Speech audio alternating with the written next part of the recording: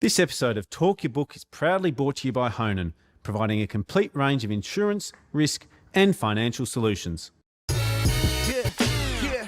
Fundies called me up, told me to take a look, but stay stubborn as bulls and talk their own book. Get the money, get the money, get the money. Hi, I'm Chris Judd and this is Talk Your Book, and today we're joined by Anthony Doyle from Firetrail Investments. Anthony, thanks very much for making a Talk Your Book debut. Great to be here, Chris. Thanks. Now we'll get to your stock pick of choice in a little while, but I thought if we could just dig into Firetrail Investments a little bit and perhaps the strategy that your fund implements there. Yeah, sure. So Firetrail Investments is an investment management boutique headquartered in Sydney, and it started in 2018. Basically, the team from Macquarie, so the old Macquarie investment management team that had been managing the high conviction Australian portfolios there, spun out of Macquarie in 2018 to start our own destiny, so to speak. So essentially what we have is 4 funds: an Australian equity fund named the Firetrail High Conviction Fund, Firetrail Small Companies Fund, Firetrail Absolute Return Fund, and I work in the team responsible for the Firetrail S3 Global Opportunities Fund. Now, it's obviously a managed fund, but you also have an active ETF. Maybe explain for us the difference between a LIC and an active ETF and how that works for investors. Yeah, so a LIC is a closed-ended vehicle. So essentially what happens is an investment manager will go out to the market, raise assets, and essentially you'll find that the LIC is listed on the stock exchange. Whereas the active ETF is essentially the unlisted unit trust. Its units are registered on the exchange. So typically a LIC can trade above net tangible asset value or below it, whereas the active ETF, because it's the units that are registered on the stock exchange that you can own next to your BHP shares or your CBA shares, essentially what it does is it democratizes access to the investment manager, and they always trade at net asset value. So you pay a small spread on the bid and offer side, but it's a great way of getting access to active investment management without the necessary paperwork and minimums that go along with investing in, say, an unlisted unit trust. And very unlikely Jeff Wilson's going to pop up on the register and take control of the asset. No, he won't. No, and he can't. Yeah, exactly. And so what stock did you want to talk about today? So the stock I have for you today, Chris, I'm not sure many of your viewers have heard of this company, but it's listed over in the States on the New York Stock Exchange, headquartered in Seattle, 120 years old, and it is a company named Weyerhaeuser. I hadn't heard of it and I struggled to pronounce it, so I'm glad you pronounced it first, but maybe give us the helicopter view of what they do and what their different divisions are. Well, it's pretty simple. They're a lumber company. They're actually the US's or North America's largest private landowner of forests. So they own 11 million acres of forests in the US, and they have a lease of 14 million acres in Canada, long leases. And it's pretty simple what they do. Those trees, those forests every year, they cut them down and they produce sustainable building material in lumber, timber, paper products, and wood products as well. They're vertically integrated, so they own the forests, they own the mills, they own the distribution. So it's a pretty basic company with categorized as a timber REIT. So what really matters for Weyerhaeuser is the lumber price, first and foremost. And in terms of managing those forestry assets, Weyerhaeuser actually plant more trees than they cut down every year. So they plant around 150 million trees a year. And not currently selling carbon credits, but it sounds like that's not too far away. Maybe talk about the possible re-rating that could occur when that happens for Weyerhaeuser. Yeah, so Chris, in Firetrail, what we do is we're high conviction, concentrated investment managers. So there's a lot of noise that goes on, whether you're looking at the macro environment, but also for companies. So what we do, apart from the fundamental analysis and all the modeling, we truly get to understand these companies. So we conduct over 200 hours of research on a name like Weyerhaeuser. So what are the 2 or 3 things cutting through the noise that really matter? Well, first and foremost, it's the lumber price, and you've just highlighted, I can see you've done your research, you've just highlighted the second thing that really matters, which is Weyerhaeuser's climate solutions business. So Weyerhaeuser are developing a business to tap into carbon capture, carbon storage, and carbon credits. Now, why are they doing that? Aren't they a timber REIT with forestry assets? Well, this is a developing business because if you think about all those assets that Weyerhaeuser owns in terms of natural assets, they're sucking in 35 million tonnes of carbon every year. So we think that this is actually, Weyerhaeuser is actually the largest carbon sink that you can purchase on an exchange anywhere in the world. So management have identified this and they've moved the CFO over to the division, the Climate Solutions business responsible for building the business. And they want that business to have 100 million of profits USD by the end of 2025. And what they're doing is selling very high quality carbon credits into the infant US carbon market. So today it's around $12 a tonne if you want to offset a tonne of carbon emissions in the US. Compare that to Australia where it's around $22 a tonne and in Europe around $75 a tonne.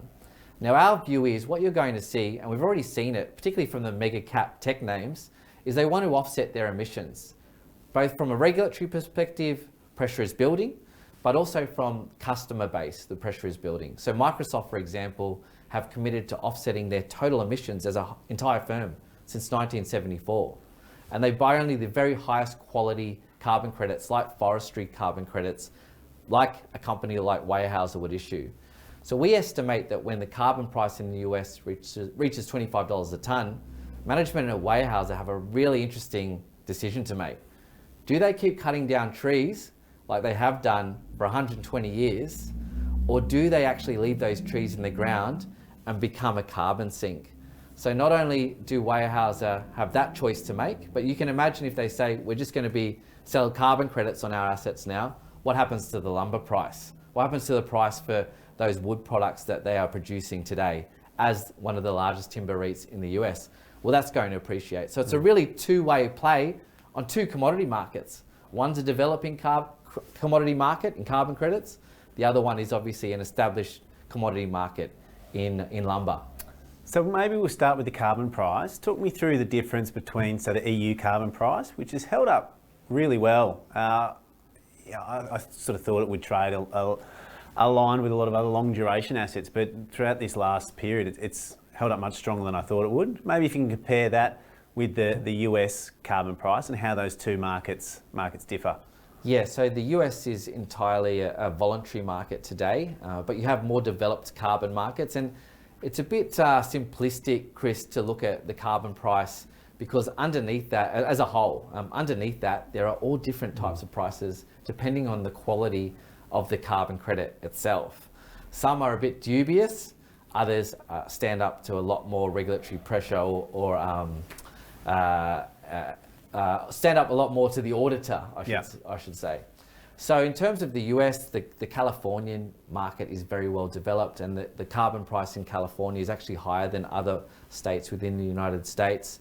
But then in Europe, you have obviously that regulatory environment that is enforcing the higher price in Europe, or forcing companies to offset their emissions to a far greater extent than what you are experiencing in the United States. So if we have COP21 going on at the moment, if we are to reach the lofty ambitions that the globe has set on carbon emissions, on trying to keep a cap on how warm the globe gets, it's simply the case that companies that have a carbon footprint will have to offset those emissions from companies that have a negative carbon footprint. So we believe that demand for carbon credits will grow, particularly in the United States, and that's when you start to see the appreciation of the value of those carbon credits. So we're not there yet, but that pressure is building. And we saw when the price of the EU carbon market fell out of bed post-COVID that the government stood in and bought those carbon credits and really put a floor underneath the price. Do you think, looking out further, there is sort of a floor and a level of asymmetry in that carbon price that if it does drop down too much, the government will step in because they're so determined on incentivising investment in these sorts of products? I mean, our view is, carbon offsets are an important tool, one of the tools that we can try and use to mitigate carbon emissions to some extent. But we still believe that we're enjoying the benefits of electricity today, right, in this studio. It's nice and air conditioned, the lights are on. And we've seen during the energy crisis as well that it is important that we have some of these sources of energy to heat our homes, and no one's feeling that more at the moment than Europeans with the crisis in Ukraine and the war in Ukraine. So there will be continued pressure from governments and regulators to continue for companies to try and develop technologies to offset some of those emissions. But where they simply can't, they will seek to purchase those offsets in the carbon market. Now, as I mentioned, there's a high level of variability of the quality of carbon offsets within the market, and the types of carbon offsets that Weyerhaeuser are likely to sell will be the most premium in-demand offsets. And we've already seen that, particularly with policies issued from companies like Alphabet and Amazon and Microsoft. These are the types of carbon offsets that they want to buy. And will their offsets be of such high quality because they can show that they would be cutting down that lumber if it weren't for the carbon credits? So it's a clear change in strategy that those trees are left in the ground, causing a carbon sink that would otherwise not be there. Yeah, you're right, Chris. It's true additionality. So there's too much gaming going on, which is where the criticism comes from carbon offsets. And then people say, oh, it's too hard, which is why you need a strong market in place, a strong auditing regime in place, which is why Weyerhaeuser is being cautious in their development of their carbon credits. But because the company is over 100 years old, they can show you a field, they can show you a forest that was previously used to cut down for lumber, for timber, for paper products. And they can say, no, we're keeping that in the ground now for the sole use of carbon offsetting. So it's true additionality. It is a true ton of carbon that is being sucked out of the atmosphere that otherwise it wouldn't have been. And that's where I think you'll get the true premium price paid for these types of offsets, particularly from those companies that want to offset their emissions. And I know you're very much a macro investor as well. If you step back from Weyerhaeuser and you just say, you know, a lot of these policies are introduced in a disinflationary environment. If you step back and say, we're going through an inflationary period, here's a company that's being incentivised to rip out more production and rip out more supply. If you park Weyerhaeuser to a side, what does that say about the long-term trend for inflation going forward, if you think these things are going to be happening across the economy in multiple different businesses? Yeah, well, we've just had the US midterms, Chris, and it looks like it's going to be a purple house. So the Democrats will control the Senate and the Republicans are likely to gain control of the House of Representatives, and obviously Joe Biden as president. So actually a purple house is the most favorable environment for equity markets throughout the modern era, and typically you see double-digit gains in the S&P 500. The reason it's favorable is because the regulatory environment is more certain in that there aren't going to be large regulatory changes that are impacting specific sectors and specific companies. Additionally, we've just had the passing of the US Inflation Reduction Act, where the US is pumping in $400 million a year into things like renewable aviation fuel subsidies, also biodiesel, renewable diesel, and also initiatives to try and combat climate warming. With that in mind, that can't be rolled back. Typically what you need is a majority of 60 senators in the Senate, and it's currently close to 50-50. So with that safer regulatory regime in place, it's highly unlikely that you're going to see some of those changes to the current carbon regime in force for the next, say, 3 to 5 years. And in terms of Weyerhaeuser, their wood products and their lumber, obviously a fair bit of exposing to US housing and some overseas housing markets as well. What's your sort of view on the exposure they've got that, and maybe what's your view on US housing for the next, call it 12 to 24 months? Yeah, so in terms of Weyerhaeuser, what we do is we talk to the company on a very regular basis, and all the companies in our portfolio around their Scope 1 and Scope 2 emissions. We also look at their Scope 3 and Scope 4 emissions, but it's far more difficult to get a handle on Scope 3 and Scope 4 emissions, as one company's Scope 4 emissions, such as Weyerhaeuser, with that carbon sink, might be another company's Scope 1 emissions or Scope 2 emissions. So inevitably you get double counting. So today we the most accurate way to assess a company's carbon footprint is via Scope 1 and Scope 2 emissions. So rather than the purposes of those products, how they're being used, how can we assess Weyerhaeuser's carbon footprint both via the forestry assets, but also say those mills that they run to cut down trees. You know, they have a carbon footprint, and actually you'll find via ESG ratings, they score more poorly relative to their competitors that are pure forestry assets that don't have that mills and distribution associated within their business model as well. So that's the Scope 1, Scope 2 emissions. Weyerhaeuser, as I said, is probably the largest carbon sink. You cannot find a better company for your portfolio in terms of Scope 1, Scope 2 emissions, in terms of sucking carbon out of the environment in our assessment. And in terms of the outlook, we just caught up with the company a couple of weeks ago on the US housing market. Of course it's going to slow. Of course it is slowing. And what Weyerhaeuser have reported back to us is the DIY segment of renovations. That's definitely slowing. We're probably seeing that in Australia as well. I'm not sure, Chris, but I tried to do a renovation through COVID, but I had the pros in, not myself. You know, I wouldn't know which side of the hammer to hold. But certainly, you know, it wasn't just me. You know, the builder was talking about, you know, rapid price increases for input costs, materials, but also labour. So that's definitely slowed. But the professional segment, where there's been a huge backlog of new builds occurring, there's been 10 years of underinvestment in the US housing market. So we anticipate that the lumber price will remain elevated, around 400 to 500 USD. It was as high as $1,800. It really spiked during COVID, but it's still above its long-term average of around $400.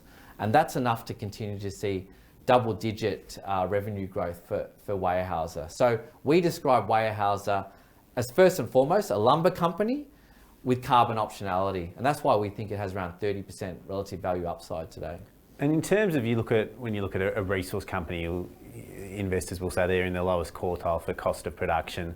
Where does Weyerhaeuser's cost of production rank in terms of lumber, and does that sort of give some insulation against maybe some of the higher cost producers? Yeah, they benefit from economies of scale, but one area that they are feeling the pinch is on wages growth.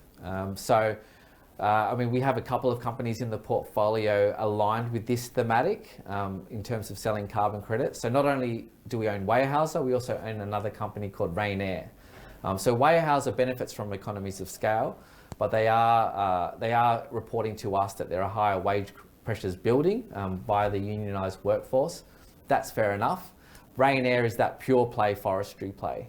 So we're using two exposures there to get exposure to the same sort of thematic, which is that growing demand for carbon offsets. And let's talk a little bit about the numbers. What's their market cap? What sort of PE? What sort of growth rate are you expecting? Yeah, so we classify Weyerhaeuser as a growth company. We expect it to grow faster than the market. The market cap today is around 28 billion USD. As I mentioned, it's listed on the New York Stock Exchange, trades on a PE of around 10 times, so not bad for a growth company. Yeah. Free cash flow of low double digit, around 10.5%. Current dividend yield 3.3. We expect the dividend yield to be increased to around 7% within the next 12 months.